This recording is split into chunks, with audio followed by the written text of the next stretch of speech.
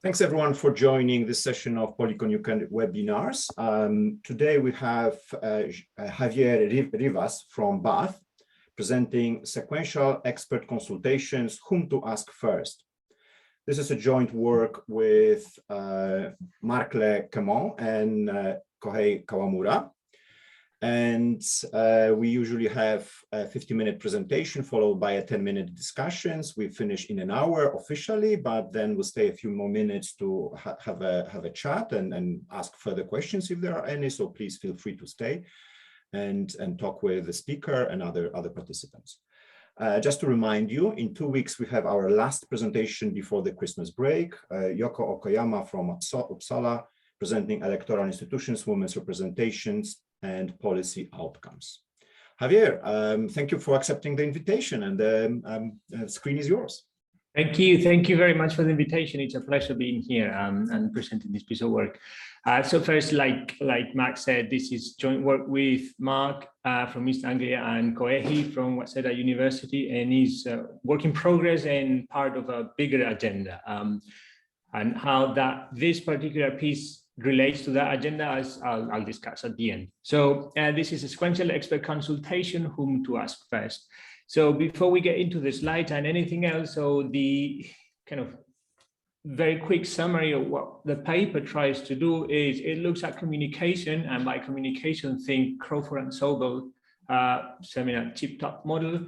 And where the difference there is that there is, instead of just one sender, there is a sequence of senders, and the receiver can consult those in an order, in a sequence, and can stop consultation when he feels like he's learned enough. And every subsequent consultation has a small cost. So he will be asking senders for messages until he's happy with what he's learned, at which point he will play an action. So that is just one sentence summary of the setting of the model, right? So where am I? I've lost my pointer. Of course. Oh, I got the wrong mouse.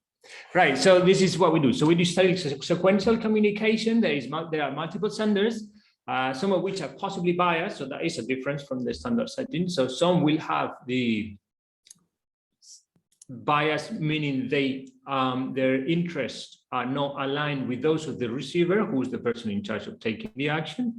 And there may be some senders whose interests are aligned, and there is a receiver. So consultation, so asking those experts for advice, is costly in that there will be a cost. Each extra expert that the receiver consults, he'll have to pay a cost, small cost C. And this is tip-top because senders can say whatever they want. They can relate their message to some unknown state of the world, but they can also say something that is completely unrelated to the state of the world. And that's what we mean by tip-top. And like I said, the receiver can stop consulting when he feels like he's learned enough. And in terms of what we're looking to understand with this paper is basically, so what is the optimal consultation order? So in particular, we're going to look at two different options. The first one is random order. So there will be a sequence of senders, the experts, that will be ordered at random. And the idea there is that as a sender expert, you don't know where you are in the sequence. So when the sender comes to you and asks for information, you don't know whether he's been to others before, and you don't know what the others might have said to him. And that is random order. And then there is the deterministic order, in which the sequence is known. Everyone knows the sequence. So if the sender comes to me and I'm in position number 3 in the sequence, so he's asked 2 more people before me, I know that fact. I know that he's asked 2 people before, although I don't know necessarily what he's been told before me. But the fact that he's asking me number 3 in the order already tells me information that may be useful to me. So questions we ask there is, when are senders more informative in between these two settings? And also within the settings, in particular in the deterministic setting, when are you more informative, when you're asked first, second, or subsequent in the order of senders? And also, how is welfare measured as the payoff of the receiver affected by the parameters of the model? Obviously, the application of this is expert advice in sense. In that sense, there is a big literature covering similar topics to those. And obviously the starting point is Crawford and Sobel. And one of the possibly more related papers is that of one of the co-authors, like Quement, in 2016. And what I'm going to do is, instead of spending more time with the literature, I'm going to present the model, and then I'm going to tell you what's different from the closest paper, so that you have, in one shot, a picture of what this paper is adding.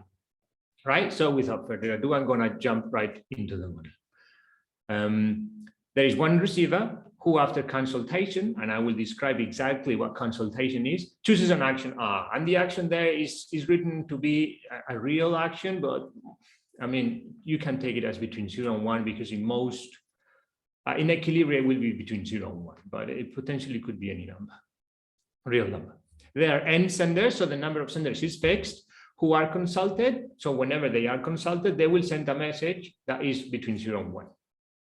Right? The message, as we said, is chip talk, which means may or may not have a relation with the state of the world. That's the third bullet item. Sorry.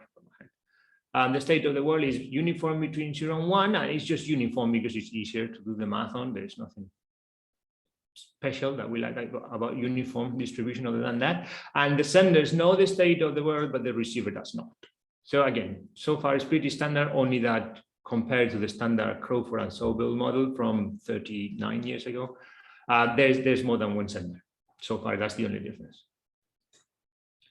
The receiver's payoff is that quadratic loss, meaning the difference between the action and the state, in quadratic terms. That's again pretty standard.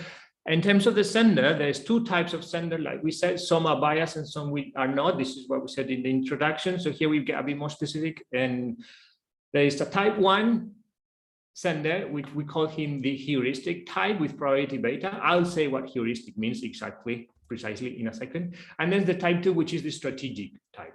The strategic type, types are IID. So every sender can be of either type with probability beta, 1 minus beta. Obviously, the receiver doesn't know the type. And if this is type 2, so that's the strategic sender, his payoff is just the action. So the strategic sender wants to induce the action to be as high as possible. That's his goal. Again, this is a slight departure from the standard setting, where the sender wants the receiver to play the action that is optimal plus a bias. Here is just as high as possible, wants to induce the highest possible action. And in terms of the heuristic type, sometimes I'm going to refer to him as the honest type or the benevolent type. I'm going to tell you what exactly means in a second, in terms of what he does, how he plays. So he won't be fully rational, but there will be something to it. Any questions so far about this? Right, go down the track. So the timing of the game is there is a state that is drawn and observed by senders. Then the receiver consults a sender by paying a cost C, which we're going to say is arbitrarily small. So there is a cost, but tends to 0 for most results. Or he decides to stop and pick an action. If he decides to consult, then whoever is next sends a message. And we go to the previous step, meaning that the receiver then consults again, paying a cost, or stops and plays an action. And we repeat these two steps until the receiver picks an action. And obviously, whenever he plays an action, game is over, and he will pay C times as many senders as he asks for. Yes. Can I ask you something? So I have not worked with chip talk games a lot, but imagine, so if I have three senders, can I recover all the information, given that they know exactly the state? Can I recover all the information? So is there a way that getting pure information revelation with 3 senders? Exactly, good question, Santiago. So in these models, it's very strange that you get complete revelation of information because of the following reason. If there are strategies that lead to the sender to believe what the message sent is, then those senders that are biased will exploit this. You're right. No, the sequentiality is crucial. The sequentiality kills my idea. Yes, so in general, in these models, you'd never get full revelation. Yeah. You will see that in here, there are some states of the world and some sequences of experts for which you get full revelation, but that is just, some examples of realizations. But in general, you never get ex ante full revelation, never. Right, so yeah, that's the sequence. So once the receiver picks an action, a game stops and then everyone gets their payoff. And that is the game in a nutshell. So in terms of strategy, so this is a repeated game that is played between the senders and the receiver. And as such, there will be many strategies that constitute an equilibrium. So we're going to focus on one pair of strategies. It's a particular pair, and I'm going to tell you where it comes from in a second. So first, let me show you the strategies, and then I'll tell you where they come from. But before I do that, let me talk to you about the sampling order. So I said in the introduction, there were two that we are looking at. The first one is what we go both extremes, so random. You get the end senders, randomly order them, and then consultation starts, and senders don't know which position they are in. And in neither setting, they observe messages that were before them, but in the random setting, they don't even know who they are in the sequence. So if I'm a sender and I get asked, I know nothing, whether there's been 5 before me or whether there have been no senders before me. That's random. And in deterministic, the other thing happens. So senders know their position. If I'm sender number 5, I'll know exactly that and nothing more. I know that I'm sender number 5. If I'm asked, I've learned that whatever messages were before me were such the receiver chose to consult 4 times. That I deduce. But other than that, I don't know those messages. I just know they induce more consultation from the sender. And in the random sequence, we are just going to assume that the sequence is equally likely. So I'm equally likely to be 5th as I am to be 1st or 2nd and so forth. Very important, in either case, they observe the messages. And now we go to the strategies, as I said, apologies.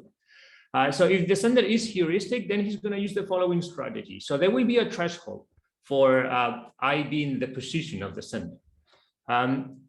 If the state is below that threshold, the heuristic type, the benevolent type, the truthful type will tell the truth. So the message will be the state if the state is below the threshold. Past the threshold, he'll just say the threshold. So suppose that the threshold is 0.7. If the state is between 0.7 and 1, then the heuristic will say 0.7. So he will say either the truth or it's a high state. That's in a way, like in terms of communication, if you want to put it a bit more with words, that's how it looks like. The non-heuristic, so the biased sender, will just say the threshold. In terms of action, we're going to have it that the action of the receiver is the same for all messages in the threshold and above, so that there is no incentive to say anything more than the threshold. So these are the strategies that we're going to be looking at. And the reason we've picked those strategies among all the ones that we could consider or just generic strategies is because when you are dealing with an example where there is only one sender, right? So you don't know the type, and there is one sender who's either honest 100%, so always tells the state of the world, and a sender who's biased in the way we have it here. So again, look at the setting, only one sender. The honest always tells the truth. The bias does something strategic to boost the action as much as he can. The only equilibrium with some information revelation looks exactly like this, right? Notice, I'm not saying this is the only equilibrium when you look at repeated, so a sequence of senders. I'm saying if you look at the setting with only one sender, these are the strategies, and that's why we look at those in this setting. There might be others that are equilibria, but we're going to focus on the case where those two are again, because we have to restrict this space of strategy somehow, and this is the way we choose to do it and the motivation behind those two particular ones. And I think from the point of view of the bias sender, there is not much discussion there. He'll just pick whichever action leads to whichever message leads to the highest action. That's fine. In terms of the heuristic or the benevolent, but yes, I mean, he tells the truth most of the time, but not always. He always tells the truth. It's just that the truth is imprecise when the state is high, and that is to mask or try to protect from the bias sender. And this is why these two strategies are an equilibrium in the one sender only case. Any questions about these two strategies? Sorry about this heuristic. This is the one that is, you are not studying, you are assuming it exists and it behaves automatically. Correct. And what's the motivation for choosing that crazy type? Exactly. Exactly. So the reason why he behaves like this is because these strategies are equilibrium, the only equilibrium strategies with information transmission in the one sender game. And I'm going to tell you why. With only one sender, if what happens is the following. So suppose there is one sender who's honest, again, only one sender, and two possible types, the honest type and the biased type. Suppose the honest type just tells the truth, right? It's non-strategic, but his message is just the state, which would be, yeah, this is what you would think normally a honest person would do, just reveal the state. Now, the only possibility for that one sender with two types, where the honest type tells the truth, is an equilibrium where the biased sender behaves in a way that he randomizes in only high messages, and these are the messages that would go from tau to 1, but randomizes in a way as to mask what the true state is in those within that setting, right? So why does he behave like this? Because these are the strategies that come up in the equilibrium with only one sender. And truthful, where the heuristic is not just heuristic, it's actually honest, so it just tells the truth state. And that's the reason why we've chosen those. But then the reason why you introduce those types into otherwise fully strategic model is what? Is this is the perturbation, and it is supposed to be as small as I wish, and that selects some kind of equilibrium? Is this kind of argument, or? Good question. So in terms of the bias sender, the bias sender is fully rational and he's acting that way. So is the receiver. So they're both fully rational. So the only one that is non-rational, his heuristic, is the non-biased sender. And the way he asked, I mean, he's in a way, if you could give him a utility function, and that utility function would be the same as that of the receiver, if the receiver could commit to this strategy. So the strategy whereby if he observes a message below tau, below the threshold, he assumes that's the state. And if he observes a message above for the threshold, then he believes the state is between the threshold and 1. So what I mean is that within the restriction on strategies, every type is rational. So what we are restricting here is not so much his behavior, we're really restricting his rationality, we're restricting his strategies, their strategies. I hope that answered that question. Hi, Javier. Yes. Can I ask quickly? So in that one sender model, wouldn't that threshold depend on my prior about the different possible types? Yes. And here, maybe I missed it, but what did you assume on that prior of the proportion of different types? Yes, so good question. So in the one sender type, the threshold depends on a variety of things: the prior, the distribution of the truth state, and the probability that the sender is biased or not. And here, this threshold is endogenous. So we're going to have to calculate that threshold, what that threshold is like. What we're assuming is that there is a threshold, and so forth. Okay. And again, why we're assuming there is a threshold? Because that threshold pops up in the one sender case. Thanks. Right. Any more questions about this? Right, and in that case, so given those strategies, the receiver consults again only when the message he observes is the threshold. Why? Because if the message he observes is less than the threshold, he knows that that necessarily comes from the heuristic type who's telling the truth. So he's learned the state. And if he observes the threshold, then he has this question. He asks himself, right, I've seen the threshold, but the threshold can potentially come from two different senders. This is either the bias sender, in which case I learn nothing about the state, because the bias sender always sends that threshold, so has no information in that message, or that message came from the heuristic type, which then tells me that the truth state of the world is between the threshold and 1, so between tau and 1. So the expected value is tau plus 1 divided by 2 because of uniform. Right? So again, if the message is below the threshold, I've learned the state, can't stop consulting, there is nothing more to learn. But if the message is the threshold or if the message is the threshold, then I don't know. I've gained some information because, well, at least if the person is heuristic, the sender was heuristic, then I know more about the state, but potentially the threshold could have been sent by the bias type. And the action rule that the receiver is going to pay is just payoff maximizing given information and using Bayesian updating. So nothing you have not seen before here, probably. Is that clear? Like how the strategies work? Again, so I guess there is, yes. Go on. Can you remind? Do the senders know the types of other senders? Exactly. So the senders know their type, and in one setting they know their position. In the other setting, they don't know their position, and that's it. So if I'm sender, if others are heuristic or not, yeah. Exactly. So if I'm sender number one, I don't know what the senders after me are gonna be. Right. So for example, suppose there's only two senders. I'm sender number one. I need to make inference about what the person next to me is going to say because I don't know his type. Make sense? So again, we use perfect Bayesian as equilibrium, and it would really consist of a sequence of thresholds, which are how the senders will behave. The sampling rule, which is when it stops. I've already told you when he stops, and the action rule, which like it says here, has been described previously. So the sampling rule is this receiver will stop as soon as he hears a message below the threshold for that round, and these are the thresholds for the different rounds.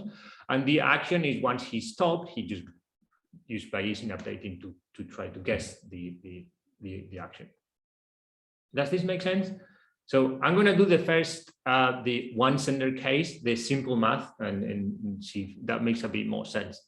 So with only one sender, in the setting we have here, so the expected value on the state for the receiver after observing message one, only one message this time, which was the threshold, is this expression. Let me just say the following. So if the message was below the threshold, he's learned the state, right? So that expectation will be quite easy, straightforward to compute. The state will be the message if below the threshold, because only the heuristic, the honest type tells that message. So what is this expression? So there's two options. Either that threshold message was sent by a biased sender or by an unbiased sender. Let's do that part here. So this is the biased sender. With that probability, I'm facing a biased sender, in which case what's the expected value on the state is 1/2. Why? The state is uniform 0, 1. If this is being sent by a biased sender, I've learned nothing new about the state. So my belief on the state does not change. Expected belief, just 1/2 as it was before. What if instead of thinking that the message was sent by a bias type, it was sent by the honest type? So this is a complicated way of saying beta. The reason why it's written like this is because when there are more than one, this expression is easier. You use power here and that takes into account more senders. That's why this is not just simply beta. I mean, it is just simply beta, but it's written that way. So this is beta. Probability I see an honest sender, but if I see an honest sender, I need to take into account the probability that the state is in the region that triggers him to reveal tau as his message, and he sends tau whenever the state is between tau and 1. Probability of that, well, 1 - tau. Right? Again, so if tau was 0.7, chances that the state are between 0.7 and 1 is 0.3. Oops, sorry, that expression there. And if that event happens, so this event is I observe a non-biased sender and the state is between tau and 1, then the expectation on the state is this object. So is that the state, is between tau and 1. So the expectation tau plus 1 divided by 2 for the uniform distribution. And obviously, because this is, conditional probability, I'm weighting those probabilities on the event I have seen. So it's honest sender with that state of the world or biased sender. Does that expression make sense how it is calculated? Yes, but will you be worried about off the equilibrium signals, so greater than tau or something? Exactly. So not as long as we protect with the right actions from the receiver. So for example, the way we assume it on the paper is that if action revealed is more than tau, he just behaved as if it was just tau. So that already protects from that. So we call that function, this is the Bay. On the threshold probability of the sender being honest and only one sender, so that's what the 3 arguments do. We're going to change those arguments later, especially this one where there is only one sender. So graphically it looks like the blue line, right? So that blue line is the expression we just discussed for different values of the threshold, right? The threshold is endogenous. So what do we need for an equilibrium of that features the strategies we've described, right? The strategies we described, the type we need to look at really is the bias type, because the bias type, we assume, or we said that the strategies we look at, he always reveals the message that is the state, right? So for the bias type, this is always true. M is tau. Now, the bias type has 2 options. Either he sticks to those strategies, so he reveals tau for all states, in which case he will induce an action equal to that object here, which graphically looks like the blue line. That's one alternative he has. The other alternative he has is that he could fake being an honest type. How does he fake that? Well, if he reveals, optimal for him will be to reveal, when he fakes, just tau minus epsilon, right? Just slightly below the threshold. Why? If he reveals slightly below the threshold, the receiver with those strategies thinks he is telling the truth. And he thinks the state is what that sender is saying. So he thinks the state is tau minus epsilon. Does that make sense? Right? So he's between that belief, which is induced by saying tau, or tau minus epsilon, which he can induce by just revealing tau minus epsilon. Let me go back to the strategies. Here, look at these are the 2 strategies. So the only one, the only way of observing tau minus epsilon is here, right? So because this strategy is tau, this strategy is tau, this one is something else, could be tau minus epsilon, meaning that if the receiver observes tau minus a number, any number lower than tau, he believes that's the state and acts as if that was the state. I hope you cannot hear that. It's really nice in the background. Or you can. So 2 options. Either can a little bit. Yeah, I don't know what I can do about that. I don't even know where it's coming from. Right. So 2 options. Either stick to that, either induce this belief or induce a belief on the state tau minus epsilon. So the only way saying this message is an equilibrium is if this belief is greater than tau minus epsilon, if you are greater than tau, right? Does this make sense, that sequence? So at the graph, this can be easily seen where the 45-degree line is just tau. And this is the belief he induces when he reveals tau. So what we need is equilibria are blue line above the yellow line, basically. So for every point tau, this level to the left, the blue line is above, so that is a possible equilibrium, right? So if we fix tau at 0.4, well, the belief he can induce is more than the belief he will induce if he lies, so he has no incentive, but not lies. But if he passes himself as a non-biased type, then he will not pass himself as a non-biased type. So graphically, it can be, quite easy to see where the equilibriums are. So all these values of tau, so from 0 until the intersection, are possible equilibria with the strategies we've described. And this is exactly what it says here. So the sender, the bias sender, has no deviation incentive if the expected value on the state he can induce by revealing tau is greater than the threshold itself, which is what we said. Otherwise, if this is not true, he has incentive to say, look, the state is tau minus epsilon, the receiver believes him, and that's the action he takes.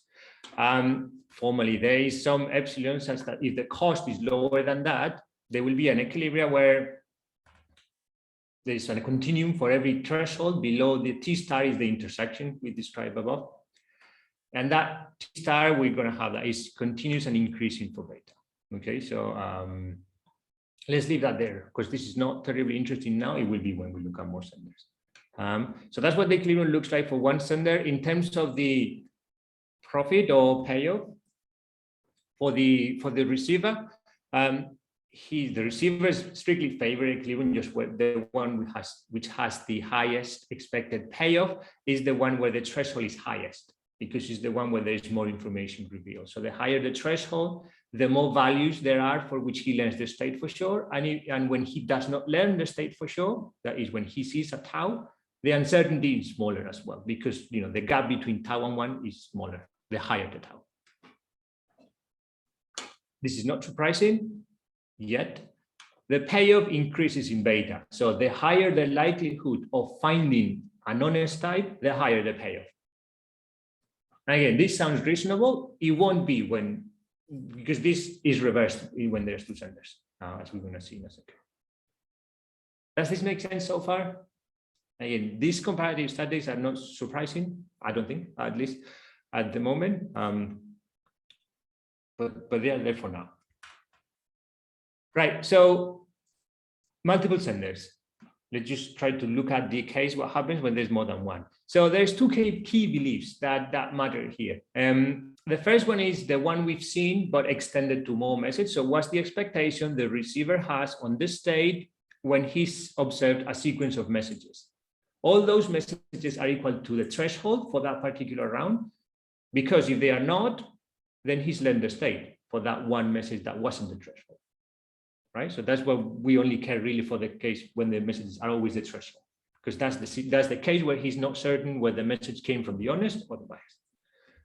That's one belief, but there is also a belief that in this case, for one of the two sequences, the random sequence of senders is going to be even more important, which is the belief the sender has on the belief the receiver has on the state. For a sequence of messages, right? Why is this important? Because if I'm a sender and I'm asked in the random case, right? So I don't know which position I am in the sequence. I don't know whether there have been other senders before me. I need to make inference on what I think the receiver is going to think when I send my message, right? So I know that if he's asking me if he's had any messages in the past, those messages have always been tau, because otherwise he will not be getting to me unless I'm first. So not even that I'm short, right? So that's why I need a belief as a sender on what he thinks after observing my message. And if you remember the condition we have for equilibrium in the one sender case, that the expectation on the receiver after observing tau had to be greater than the tau itself. Now that condition is this object needs to be greater than tau, because this was a condition on the bias sender. So as a bias sender, I need to think that the action I'm inducing by saying tau is greater than what I can get by if I lie a bit and say tau minus epsilon, so that induce the receiver to play tau minus epsilon. Does that make sense? So the greater or equal than tau is now on this object, not on this object. I mean, technically, before these two objects were the same, because with only one sender, I know exactly what the receiver is going to think after my message, because I'm the only message he's going to listen to. So these two objects were the same. Now they are not, and that's why we have to make a distinction between them. And this is what we're saying, the equilibrium will need that the expectation for the sender's point of view on the expectation the receiver has on the state has to be greater than the threshold I'm currently facing. So the sender I. Because again, otherwise I have incentives to reveal a message that is not tau I, it's just tau I minus a little bit, so that the receiver thinks I'm the ones that tell the truth and plays the state. Does this make sense? And because this has to hold true for all states of the world, it in particular has to hold true for the state of the world that is going to make the inequality harder or smaller for more parameters, which will be the state of the world 0. But in general, this has to be true for all states. And if it's for all states, it will be for 0, which is the one we're focusing on. And this is the strategies of the receiver, which are the ones we discussed. So he consults again if he observes the threshold and stops as soon as he does not observe the threshold. So what I'm going to do next is I'm going to deal with two senders. The paper deals with more as well, but basically all main results, or at least main intuitions that we get from two extend to many. So rather than looking at the many case, I'm just going to look for two senders because it's easier to understand. That's the only reason. So what's the expectation the receiver has on the state after observing 2 tau messages? Also notice that with random order, the equilibrium has both thresholds the same. The reason is under random order, senders don't know their position in their sequence, so they cannot have different thresholds. Because, threshold for the 5th player, he doesn't know he's the 5th player. So they have the same threshold. That's what these two are the same.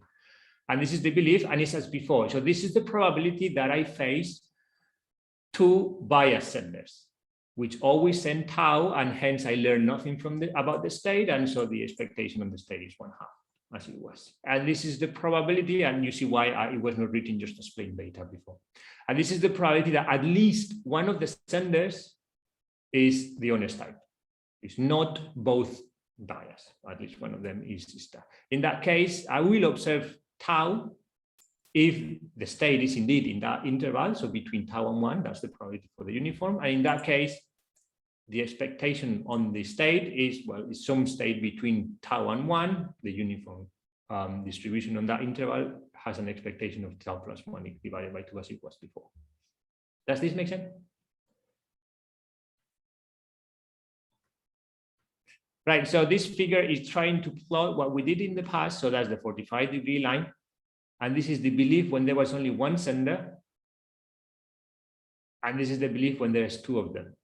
So you see the belief moves up because now the state, the belief on the state goes up because now there's 2 messages suggesting tau in this different computations, right? So this was when there is 1 message equals to tau for the 1 sender case. This is the one we just done. 2 senders and they're both sending tau. So if both senders are saying tau, then it's more likely that the state is on that region than if only one person says it. That's why that blue line, the 2 sender case, is above the dashed line. Make sense so far? But now think that this was not, so particularly this is not what is going to make or break the equilibrium. It was not the belief the receiver has, but it was the belief the sender has on the belief the receiver has. So it was the sender's belief on this object, not this object itself. Right? So it's not just, so the equilibrium is not looking at this intersection and then saying from tau to the left there is an equilibrium. It won't be like that. I'll be a bit more precise why in a second. So this is the proposition. So there is an epsilon such that if the cost is sufficiently small, a simple sequential consultation strategy of order 2, equilibrium like the ones we've described in the slides. So there is a continuum between 0 and a tau star. Tau star is no longer that intersection. We'll see what that is. It's the intersection on the expectation on this line, according to the sender. This tau continues and decreasing in beta, right? Before it was increasing, now it's decreasing. So let me see the graph. So this is the threshold. So this is the maximum tau for which there is an equilibrium, right? So there is an equilibrium for these tau values and lower. So the dashed was the tau star value for 1 sender, only 1, and this is for 2 senders, right? So let's see what happens at the boundary here. To see why they're moving differently, because you see they just move completely opposite. So here, this is only 1 sender. Now what happens there is beta goes to 1, so the probability of observing an honest type tends to 1. That means that as soon as the receiver observes a message, he's gonna believe almost certainly that message comes from the honest type. But in fact, that message almost for sure comes from the honest type. So that means that tau is high, meaning that allows all the equilibria between 0 and, in this case, converges to 1 to exist. Does that make sense? I mean, this was the easier case that we saw. The question really, why is this here? So this is saying that if the probability of observing an honest type tends to 1, the threshold tends to 0. That's a useless threshold. Right? Because if threshold is 0, it means that the receiver is always going to observe the threshold. And he learns nothing from it. His exposed belief will always be 1/2. So how can it be that 2 senders take the probability that that observing an honest sender tends to 1, and suddenly you break useful communication? The reason is the following. So suppose beta tends to 1, and I'm a bias sender. Now, if I'm asked, I know almost for certain, in a probability sense, almost for certain that I'm first. The reason is if beta is 1, the probability that he finds a bias sender tends to 0. So for me to be second, he must have sampled a bias sender period 1. But the probability of that event tends to 0 as beta tends to 1. Does that make sense so far? So if I'm biased and I'm asked, it means almost for sure I'm first in the sequence. Again, because the probability of finding a bias sender is 0 when beta is 1. So almost for sure I'm first, but also almost for sure when he asks again, and he will because I'm biased, almost for sure when he asks again, he's going to find an honest sender the second period, which means that I'm first, I'm biased, but I know he's going to learn the state in the second period.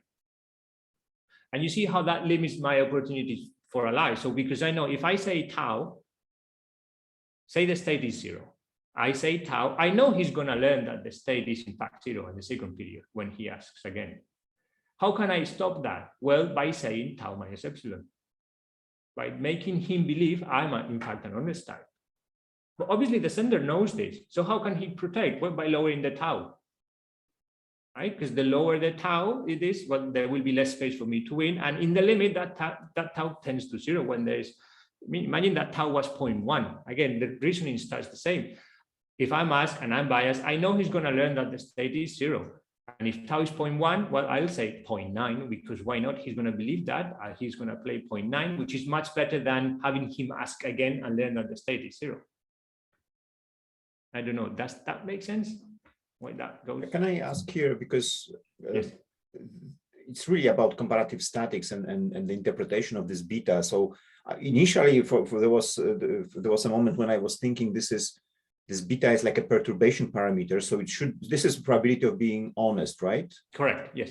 So I was thinking, okay, this is like a perturbation, so you don't want beta to be 0 because you know very little about equilibrium in that case. Am I right? And then by having beta slightly greater than 0, you pin down something because that imposes this belief structure. But now you're saying I'm interested in beta being close to 1. So I was just thinking, what is the like a practical question that's maybe too much, but what is the exercise that you're trying to do in terms of the serious parameter, which region we should be looking at? In terms of applications, you mean, or for example. Yeah, so I guess the reason why this region is important, I don't know if you can see my point there, but the beta is high region is important, is because there is the question of what happens when you have, say, a feedback mechanism. So you want to get information about something by asking others or just, expert advice. What is the effect of only even a small proportion of experts not having aligned incentives to you? So is it just a small set of experts enough to disturb communication? And what this is saying that actually, yes, even if the set of experts is tiny with respect to the set of biased experts, is tiny with respect to the set of non-biased experts, you can have communication destroyed in this case. I notice that maybe this isn't clear, but this is not the action that is being played, is the thresholds. So in here, when the threshold is 0, the action will always be 1/2.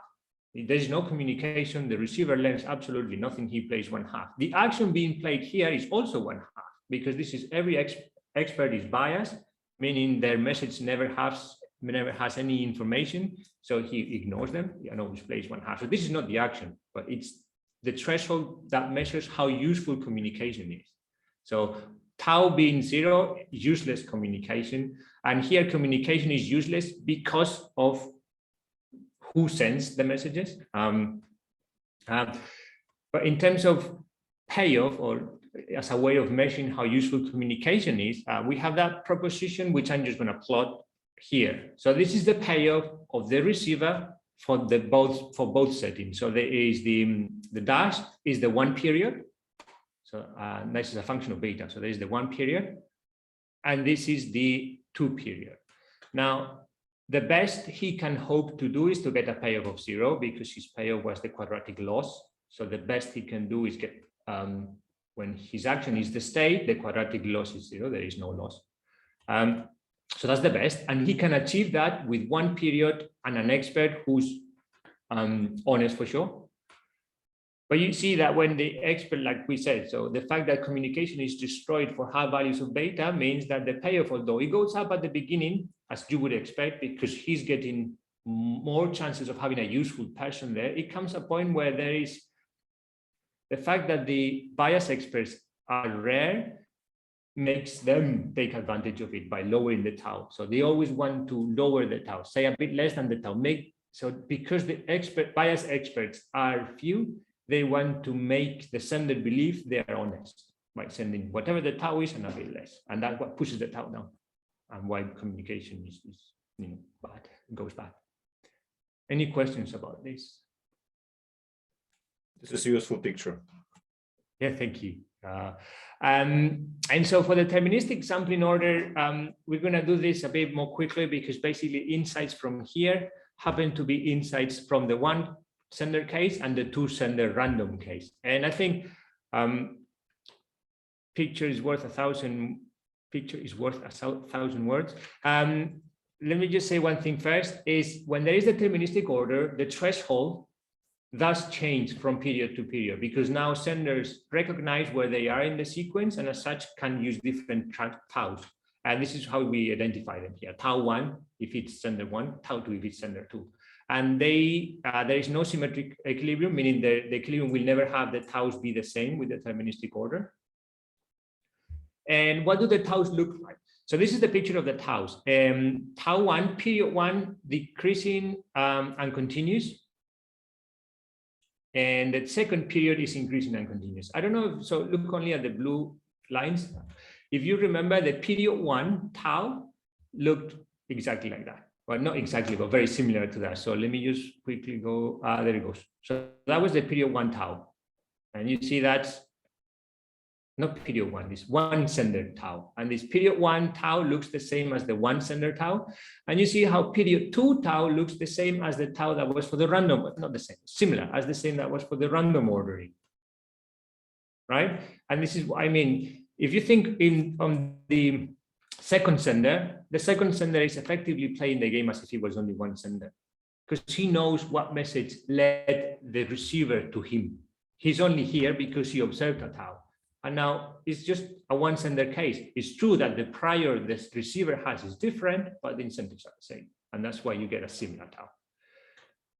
From the first sender point of view, the incentives are the same or similar as they were as the case with the random order. And that's why you get the same tau. And in fact, if you look at welfare, the yellow line is the deterministic order. You see how it behaves the same as the random order at the beginning. And then after a point, it just becomes what this one sender case was like.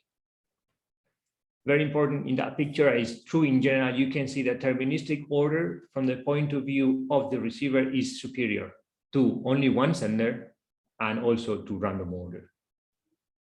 Right? So the fact that senders know their place is better for the receiver, in particular in that region, which is what broke down in the 2 sender case with random order, because senders can no longer take advantage of the fact that, especially the second sender, that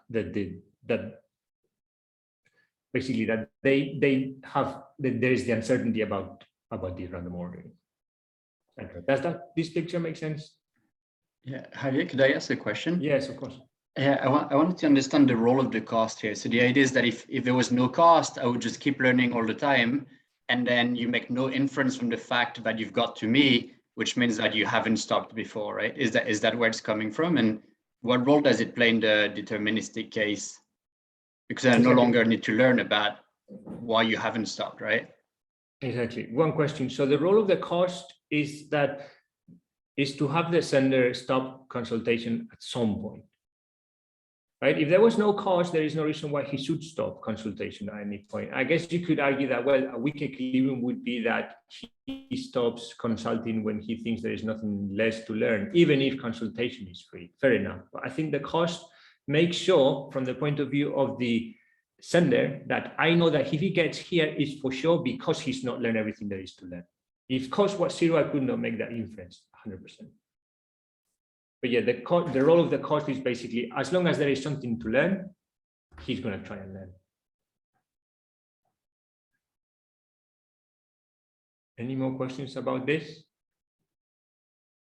Right, well, this is it. This is the talk. So we studied the effects of consultation order in a cheap talk setting, and deterministic random sampling seems to be superior, as experts need to be more precise as consultation drags on. And yeah, that was excellent. Thank you, Javier, for great talk. We have a few minutes for discussion still being recorded.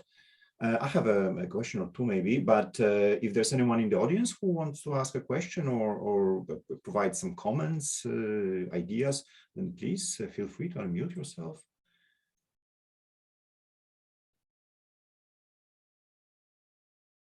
Okay, in that case, why don't I just follow up a bit on Clement's question. So it starts, obviously, you presented a two-person or two-sender case. Mm-hmm. Do you have it for N? And then the question is really sort of related to this cost. You know, this comparison. You made this welfare comparison between one sender and two-sender case, but is it really fair, given the fact that the two-sender case have, you know, the higher probability of hitting the honest sender and learning by that reason? So I was thinking, shouldn't there be some kind of normalization that you have the probability per period should be kept constant or something? I don't know. Yeah, that is fair enough. So when in particular to the second point, so when we say that two senders better than one sender, it does take into account the cost of consultation, which is obviously taken to zero and not important. But in the one sender case, we basically are saying there is one sender, and doesn't matter how much you would like to ask one more, that's just not a possibility, right? So we are restricting the choices in that sense, in that there's just one sender. So comparing the setting with one sender versus the setting with two senders, there possibly perhaps is not as fair in that regards, because two senders obviously offer more choice. By default, there's two of them, even if you choose not to consult the second. So I guess the surprising bit there would be that even with two senders, you can get lower welfare than with one sender. So in particular, that region here. So from that point, the random two sender may be worse than one sender. And whether that, two sender deterministic being better than one sender, when you don't take into account the fact that already there being two senders is better, maybe super unfair. And do I actually? So what if two becomes N? Oh yes, like a million. That was the, yeah. So we did that in the paper. So the paper that does that, and it's the same. Yeah. So there's nothing new there. So one thing happens there.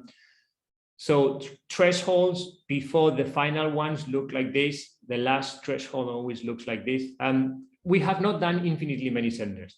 That's one thing. So we've done generic N, but we didn't take that to infinity. I'm not sure what would happen there, to be honest. But what I've shown for two senders happens the same for N senders. The reason why I chose two is because I thought it would be easier for the top. But the paper does N. Yeah. Yeah. Go on.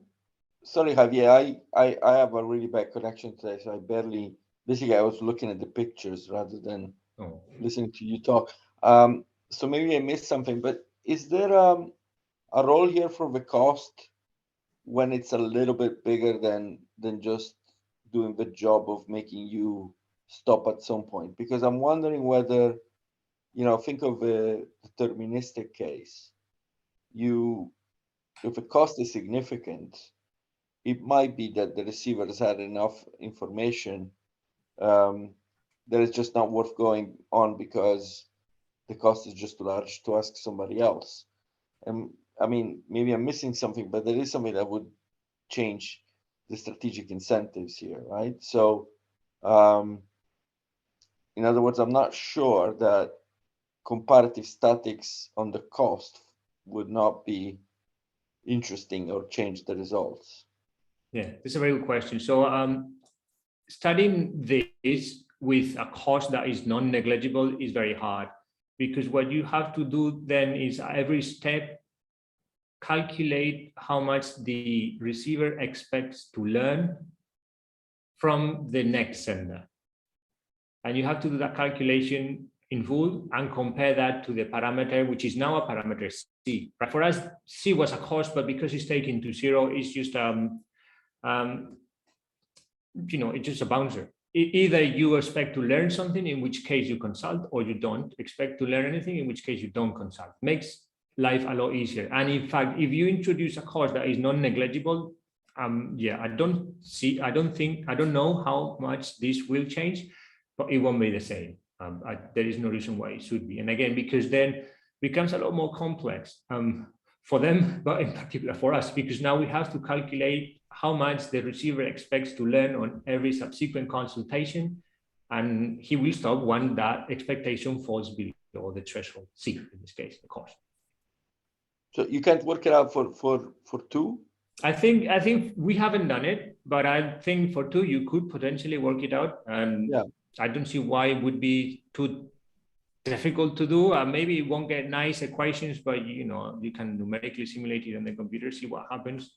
That is definitely feasible. But doing it for more, I think it can get quite complicated when you start adding more and more iterations. It will start giving you an idea of what's going on. My suspicion is that the deterministic is not going to look so great anymore. That's my hunch. That it would, whether, I'm not sure about random, but in a way with deterministic, you're relying on the second sender to sort of knowing exactly what happened. Here you would have to calculate basically the cost. If you get it asked, then you can infer that the information was really bad in the first period.